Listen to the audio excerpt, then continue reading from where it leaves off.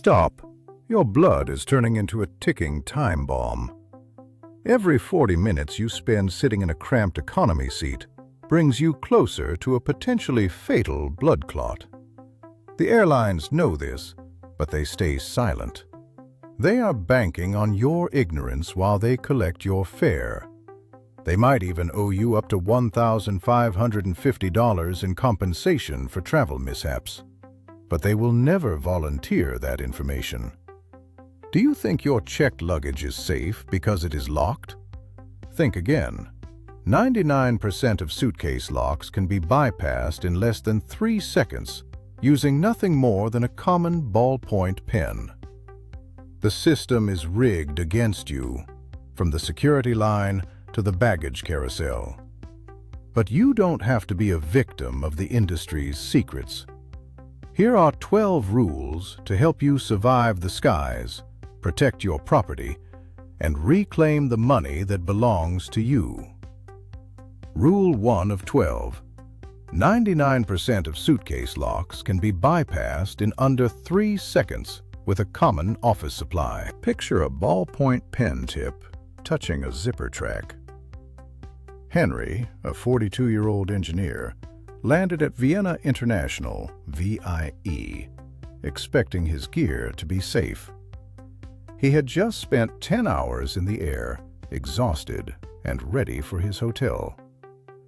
His hard-shell suitcase arrived on the belt looking completely untouched. The TSA-approved lock was still clicked firmly in place, showing no signs of tampering.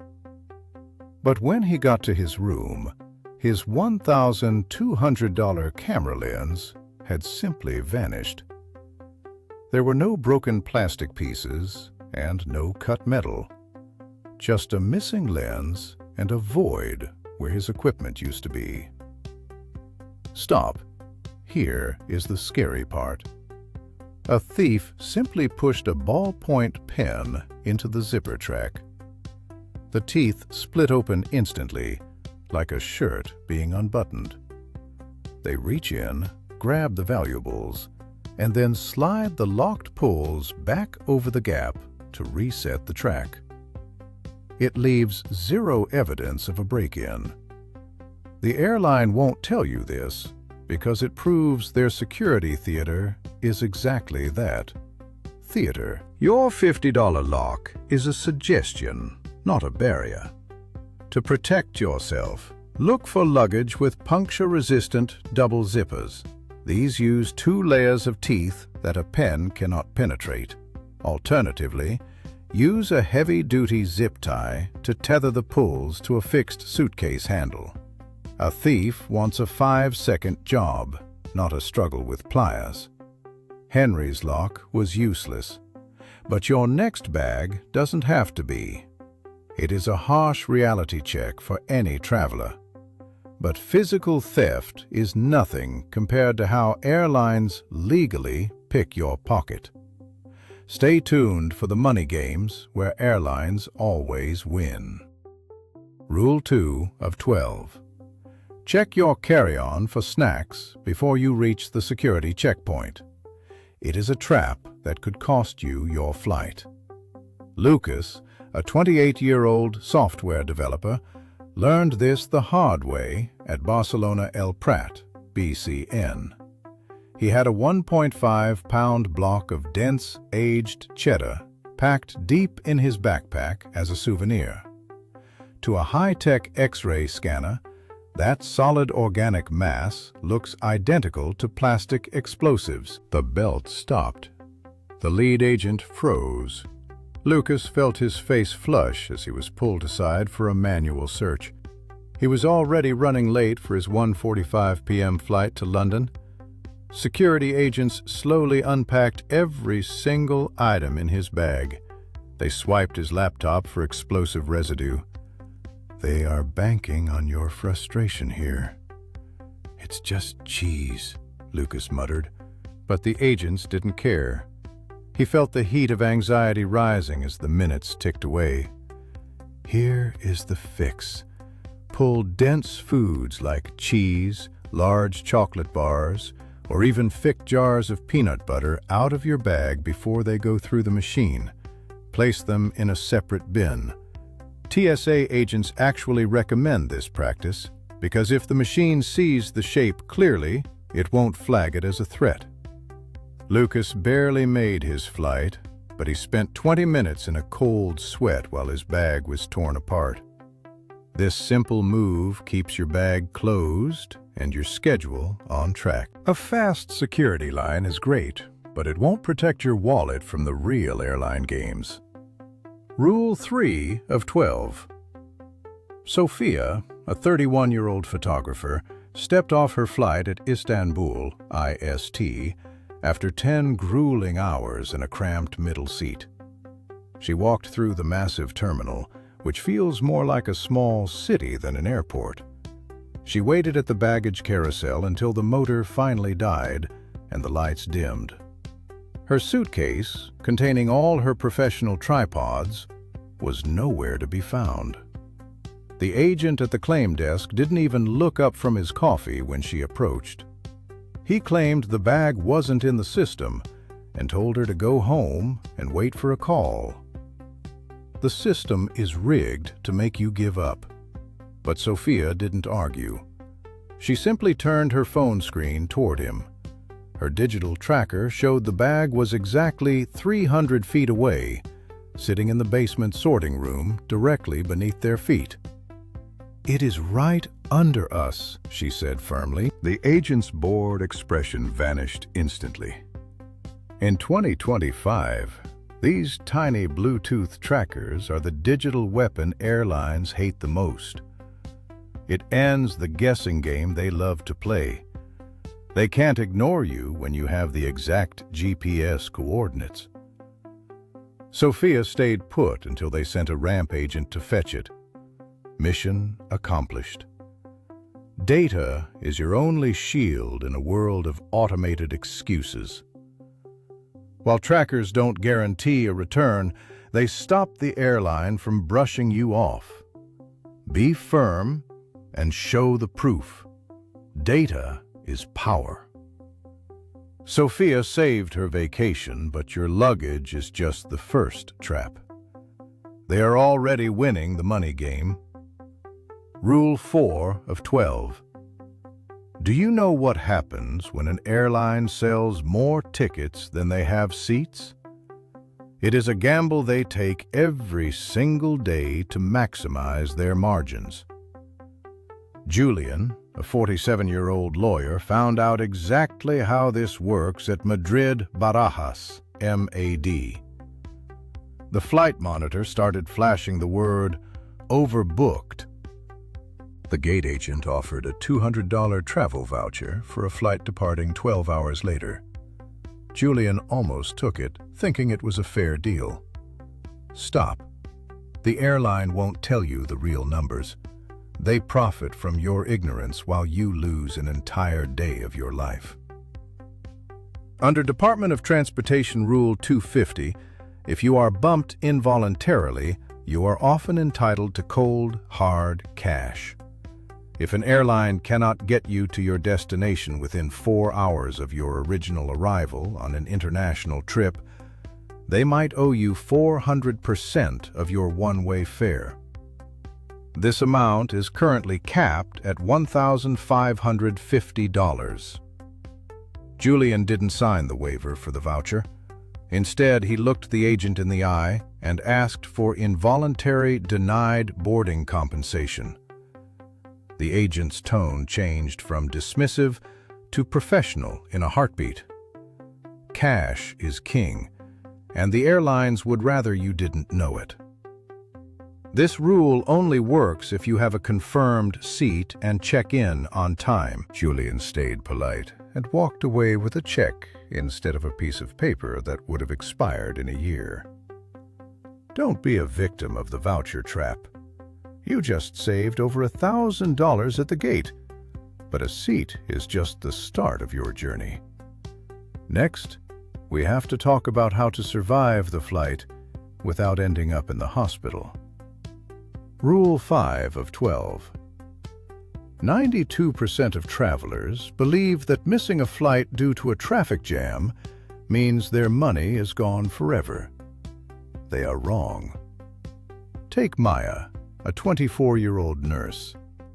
She was stuck on I-5 outside of Portland International, PDX, white-knuckling the steering wheel as the rain hammered down and the clock ticked toward her departure.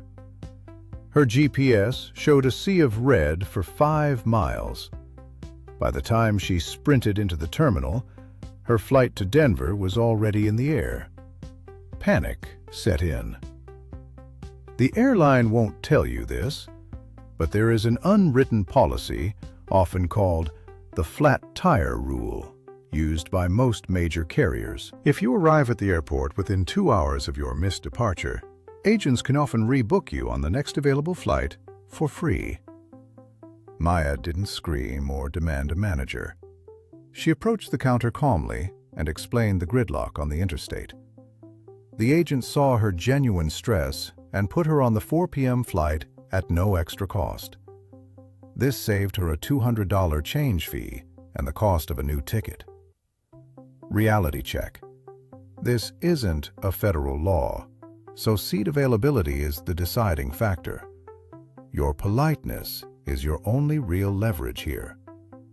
Treating the agent like a human being is the best way to beat the system. You just saved $200. But wait until you hear how to survive 10 hours in a middle seat. Don't suffer through the flight alone. Rule 6 of 12. Watch your luggage like your life depends on it the moment it hits the ground. Most travelers think the baggage carousel is a safe zone, but it is actually a free-for-all for professional thieves. Carter, a 53-year-old architect, learned this the hard way at Minneapolis-St. Paul, MSP. He stood at the belt for 30 minutes as the crowd thinned and the machine finally sputtered to a stop. His bag, containing a $1,200 laptop and all his hand-drawn professional sketches, was gone. The anxiety of that moment is paralyzing. In cities like San Diego, organized theft rings have been known to hit carousels dozens of times before being caught. The airline won't tell you this, but they stop caring the moment your bag touches that rubber belt. Security rarely, if ever, checks baggage tags at the exit. Stop waiting at the very end of the line where everyone bunches up. Move to the point where the bags first emerge from the curtain. Use an AirTag to track the bag's location on your phone in real time. If Carter had seen his bag moving toward the parking lot while he was still standing at the belt, he could have alerted security instantly. Reality check. Airlines are not security guards. Once it hits the belt, it is your responsibility. Carter eventually got a small payout from the airline, but his sketches were lost forever. Don't let a thief win. But baggage theft is nothing compared to the physical toll of a long-haul flight. Wait until you see the hidden dangers in our next section. Rule 7 of 12. Liam, a 36-year-old accountant, stepped off his flight at Charlotte Douglas, CLT, feeling like he'd just finished a marathon. His head throbbed with a dull ache, and his eyes felt like they were filled with sandpaper. He wasn't sick. He was just breathing the air the airline provided. Most people think jet lag is the only reason they feel like zombies after a long flight, but they are wrong. The real culprit is the extreme lack of humidity. At 35,000 feet, cabin humidity levels often drop below 10%. For context, that is significantly drier than the Sahara Desert. The airline won't tell you this, but they're banking on your ignorance while your body loses moisture with every single breath you take. Stop. Here is the fix Liam used for his return trip. Drinking plain water isn't enough, because your body needs electrolytes to actually hold on to that hydration. Use a saline nasal spray every 2 hours to keep your mucous membranes moist. This helps block germs and prevents that dry, crusty feeling in your nose. Avoid the free coffee and stick to water mixed with an electrolyte tablet. This won't turn a middle seat into a luxury spa, but it stops the physical crash at the baggage claim. Liam finally made it to his hotel without the typical post-flight migraine. You've mastered the air, but that won't matter if you don't have the insider's playbook for the space you are sitting in. Rule 8 of 12. Do you know that 3 tiny inches of space can lead to a federal investigation? It sounds extreme, but for thousands of passengers every year, the battle over legroom turns a simple commute into a high-altitude cage match. Oliver, a 41-year-old designer, was flying out of Dallas-Fort Worth, DFW. He sat down in seat 22B, ready for a 4-hour haul to the coast. Suddenly, the person in 21B slammed their seat back with full force. Oliver's knees hit the tray table hard. The laptop he was using to finish a project nearly snapped in half. The air in the cabin suddenly felt thinner, and the space felt smaller than a walk-in closet. When Oliver politely asked for just an inch of space, the passenger ahead snapped at him. Tensions boiled over instantly. The airline won't tell you this, but they profit from this friction by shrinking seats to fit more people on the plane.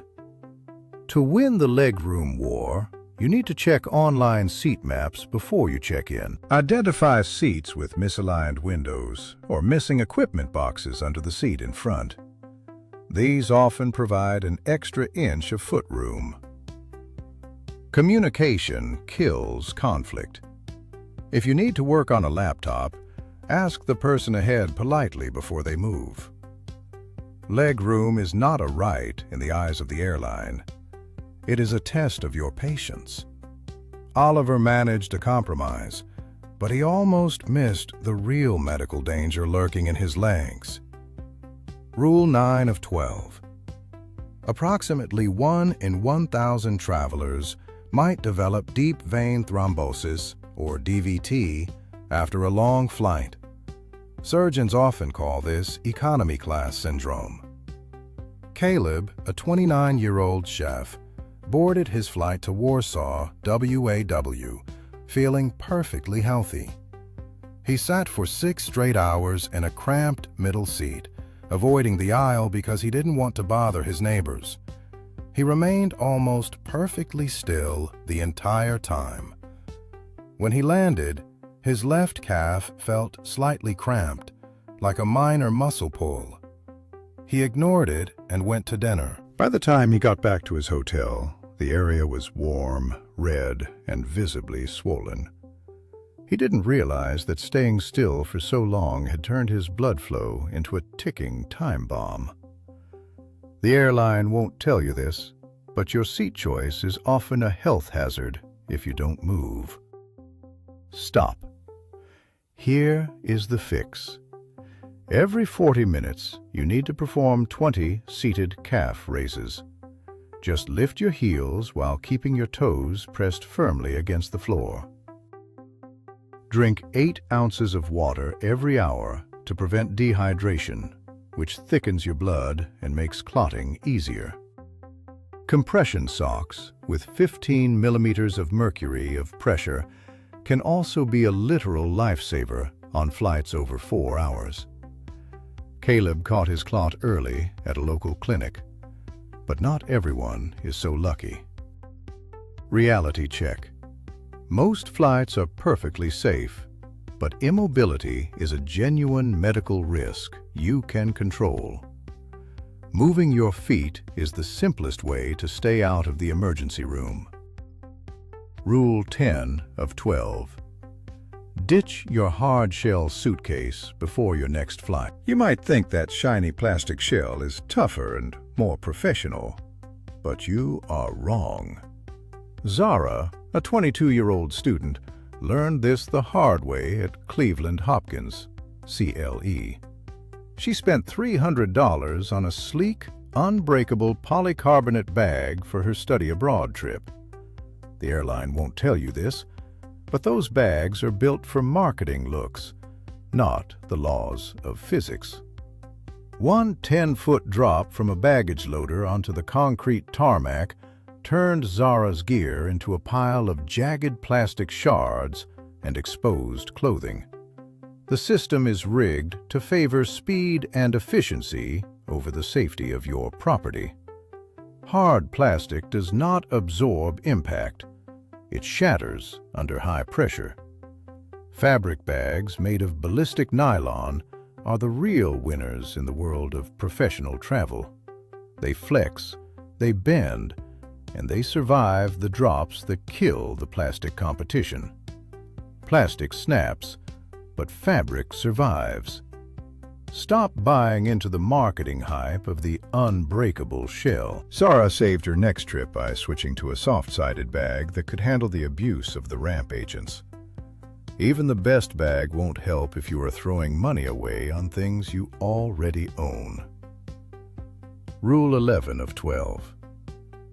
Sebastian stood at the check-in counter at Seattle-Tacoma, SCA, staring at a $145 travel insurance charge on the screen. His flight was already delayed by 2 hours, and the fear of a total cancellation made him reach for his wallet. He paid the fee, but he felt the immediate sting of regret.